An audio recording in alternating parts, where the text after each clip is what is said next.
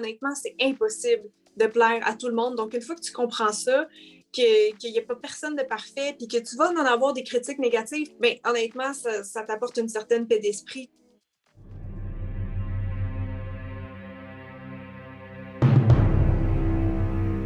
Coucou.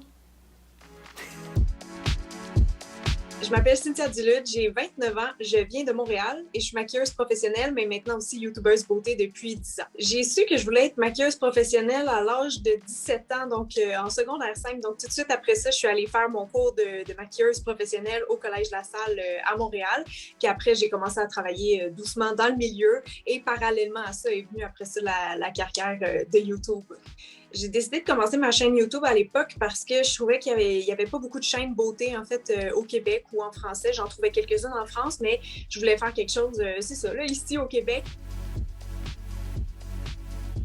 Je pense que je suis venue combler un petit peu un manque au niveau des chaînes beauté québécoises à l'époque parce que les filles qui faisaient des tutoriels et tout ça, c'était pas des maquilleuses professionnelles. Donc, je pense que ça ajoutait un peu une corde à mon arc, en fait, parce que des fois, j'allais faire des démos de maquillage sur d'autres personnes. Donc, c'est peau mature, des paupières asiatiques, comment on les maquille et tout ça. Donc ça là, c'est peut-être venu, en fait, apporter plus de diversité où j'ai pu rejoindre plus de gens. J'aimais ça aussi être la première à faire, tu sais, tel type de tutoriel ou telle vidéo qui, selon moi, manquait à ce moment-là en français.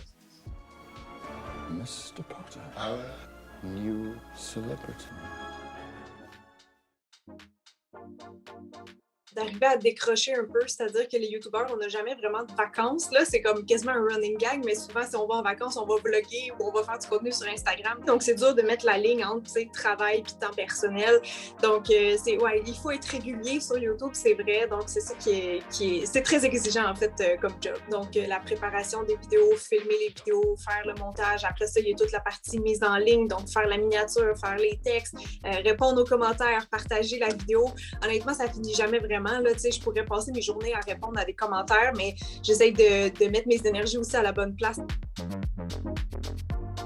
Mais j'aime beaucoup la connexion avec les gens là-dedans, même si ça a l'air un peu drôle parce que c'est une connexion qui est 100% virtuelle, en tout cas en ce moment, hein, parce qu'avant le COVID, on pouvait encore faire des meet-ups, des rencontres avec nos abonnés, où j'avais peut-être plus l'occasion d'en croiser, par exemple, dans le métro, mais je reçois quand même à chaque jour des super beaux messages d'encouragement un petit peu partout, que ce soit sur Instagram, YouTube, Facebook et tout ça. Puis quand je sens que j'aide les gens, peu importe si c'est avec leur peau, des techniques de maquillage, n'importe quoi, mais que je les fais sentir bien, dans le fond, je suis vraiment, vraiment heureuse. Tout ça.